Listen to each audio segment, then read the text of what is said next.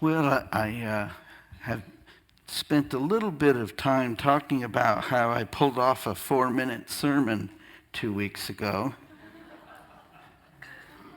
Me personally, I am just grateful for all of the minutes that I banked with that and can now cash in.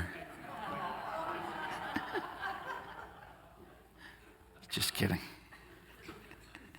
No, but it's good to get back into the kind of a normal flow. Our spring season here at Westlake Village, there's just so much that happens. I feel like I'm just along for the ride. So I feel like I'm to a certain degree back in the driver's seat over here. Nice little song from Kyle, right? Yeah. You can tell when they turn the speakers off in the kids' cove because I talk to them and they don't. Only Doug is listening at this point. Oh, that's funny to me. It's not to you, clearly. But it's still, I say it. All right, my sermon today, the politics of peace. The politics of peace. Any of you get a little nervous when there's politics in the title? All right, here we go. Does it help if there's peace at the end? Nope. We're still nervous. What you going to do, Pastor? What's going to happen? Well, it is an interesting reality that we live in, the politics of peace. What would that even look like? Where would we start with that as a goal? Well, Romans is our New Testament text for the summer, all the way through the lectionary, right? And so it goes all summer. This is how significant Romans is. I think it's some 15 weeks of Romans. I decided to shield you from 15 weeks of Romans. You're welcome. But how many of you would have loved 15 weeks on Romans? Mark's into it. Some of you might have been okay with that. No. So what I ended up doing, I went to my good friend Arnold Ignacio, and he helped me develop 4 focused weeks. Arnold Ignacio, right? AI.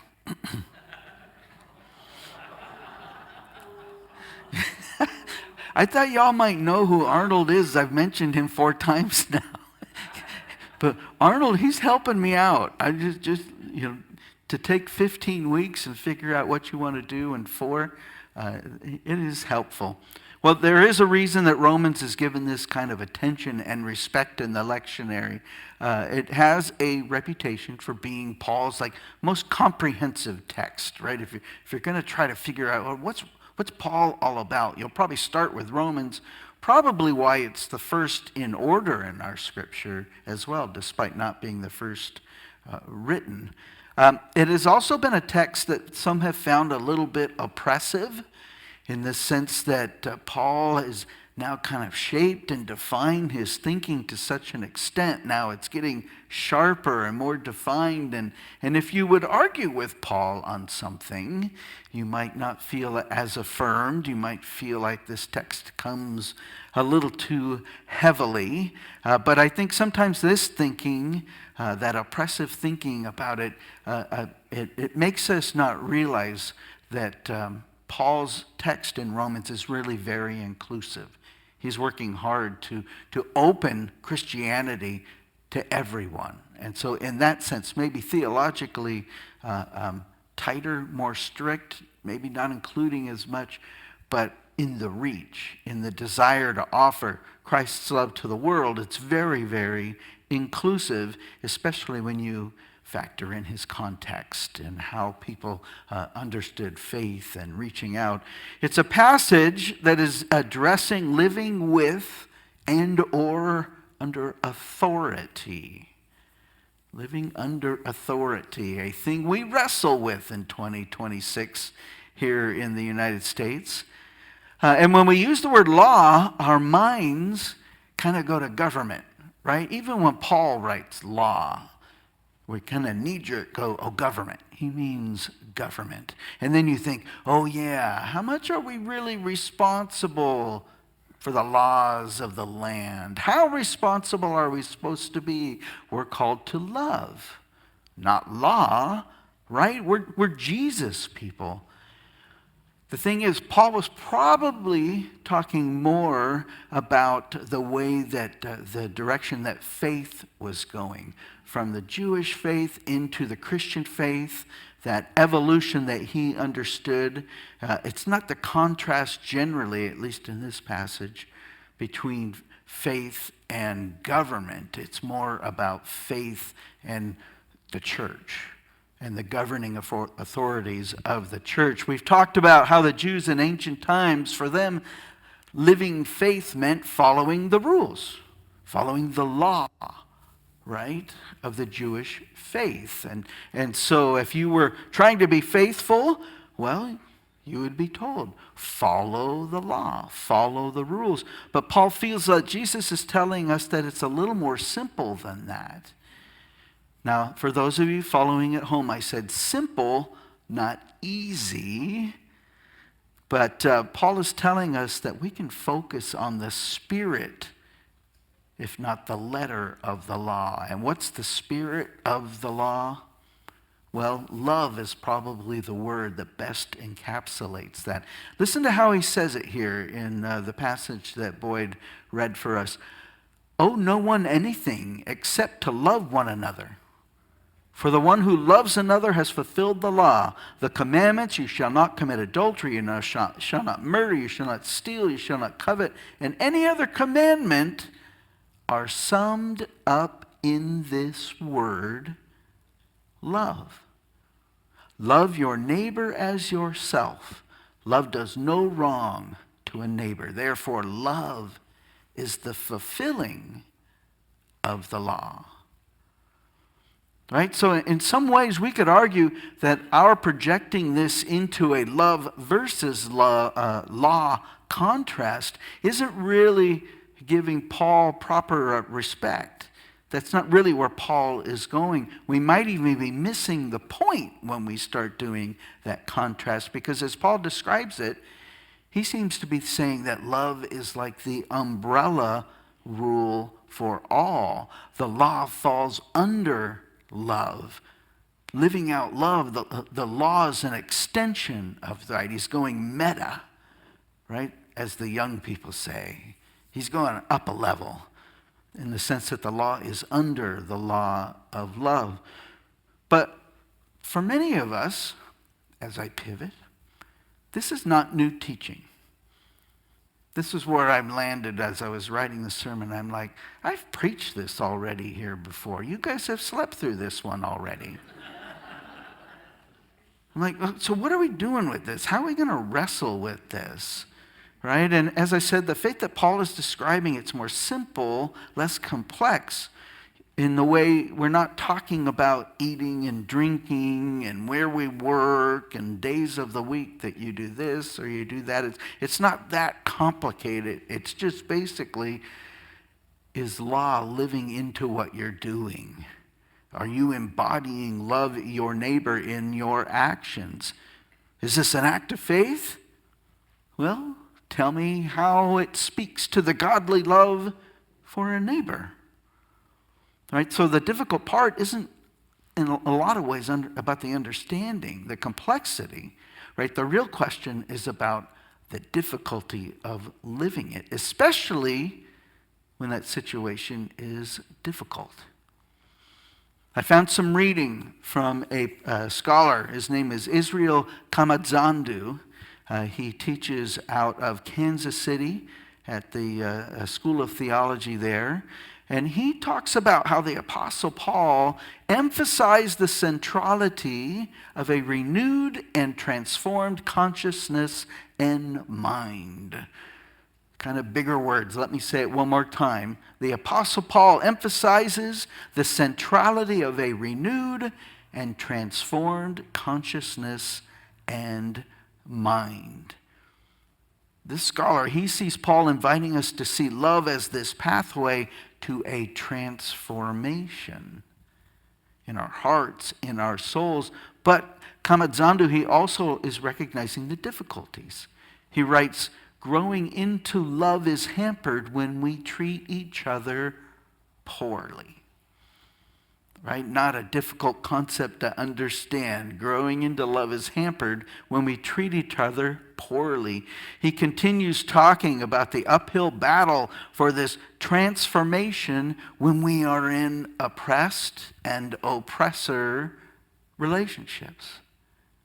Listen to how he describes Paul's speaking into the dynamic of oppressor and oppressed relationships. I think we have a quote here.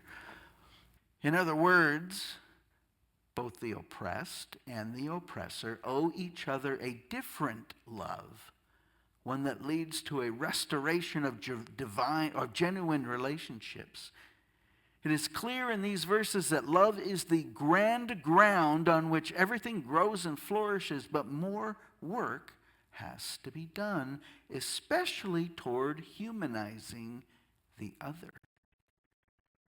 While hate and oppression dehumanize others, love, if well done and exercised, will give birth to a new world order, one in which healthy love can be nursed, grow, and flourish. I'm going to say that last part again. While hate and oppression dehumanize others, love, if well done and exercised, will give birth to a new world order, one in which healthy love can be nursed, grow, and flourish. To me, that is really well said. He's not talking simply about getting bullies to stop bullying. Paul isn't talking about getting powerful countries to stop overtaking smaller countries, especially just because they can. He's talking about this new world order, this new understanding of how we operate with all of us here, one in which we have a shared value that everyone should flourish, that everyone is worthy of the room to flourish. Maybe even that everyone is bringing something to the grand party kingdom of this world. And we need to be dedicating to create the space for them to actually bring it. I also like that line kind of in the middle, especially toward humanizing the other. Transformation is needed on both sides,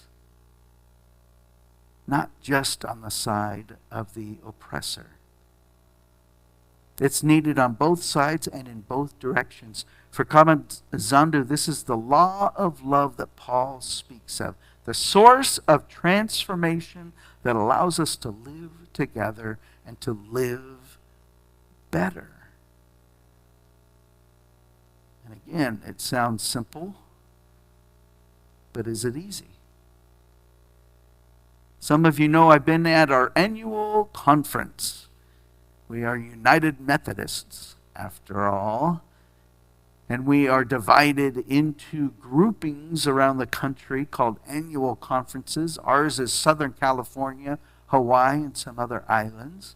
But we gather once a year to discuss how we're being church as that community of United Methodists.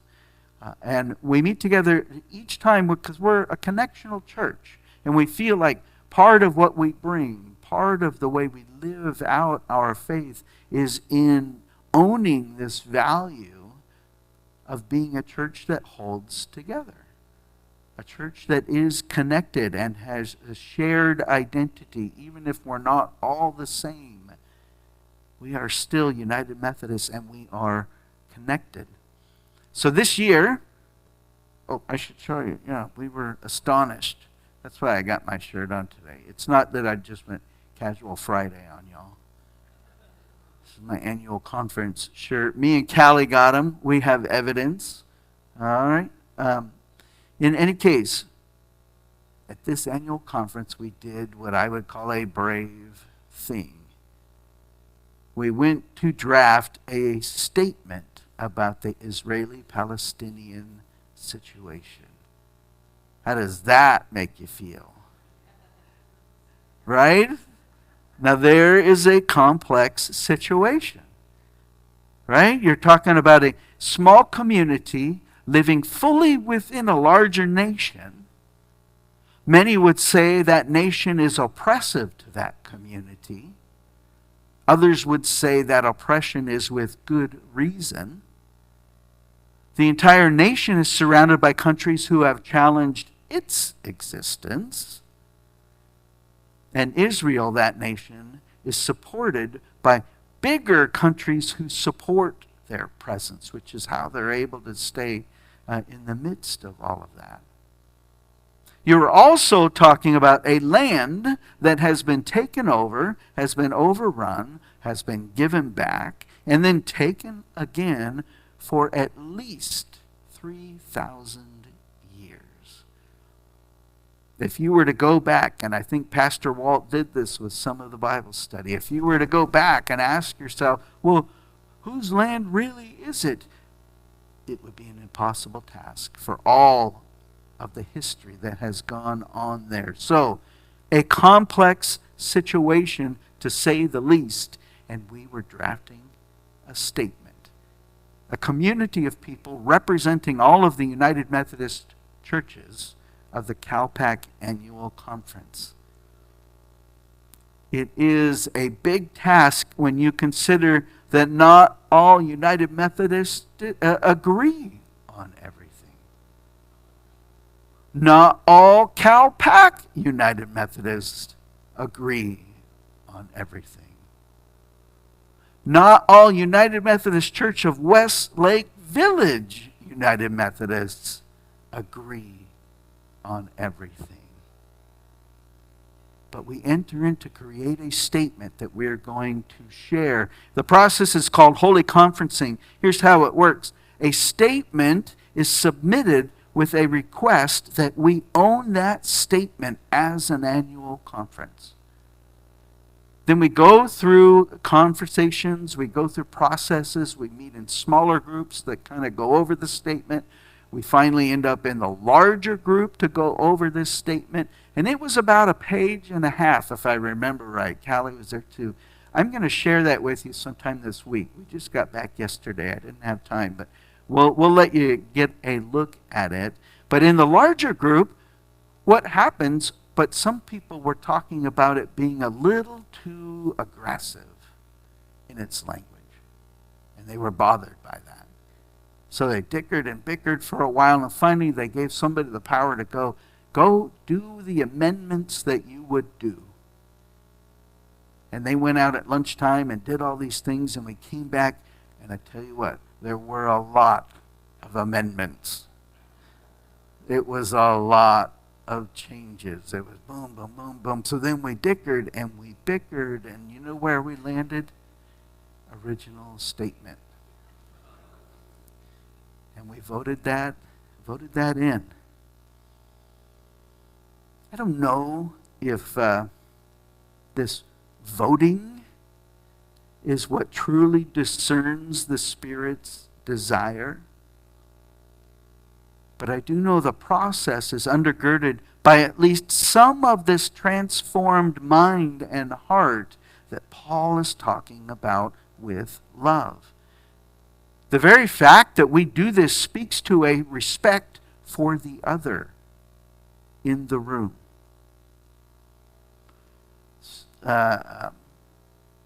Which, to me, that respect, in some ways, it is a measure of that love. I am going to be in this room with you. I'm going to engage in this conversation with you. We are together going to forge a statement that we are going to own. I might not agree with it, but because I love who is here, we will decide together and we will march forward. Did we get it right? That'd be hard to know. It is a complex situation. But did we leave having made a decision and stayed in relationship? Yes. Is it perfect relationship? No more than any one of us in this room is perfect. We're working it out. We're moving forward just like we United Methodists do. We are moving towards whatever this perfection is best as we are able to do. But we have a hope, but we have the hope of a heart and a mind that is transformed by our love for God and our love for those around us. And maybe this is the kind of love that Paul is talking about. Maybe this love as the cornerstone of the politics of peace. Maybe. Amen.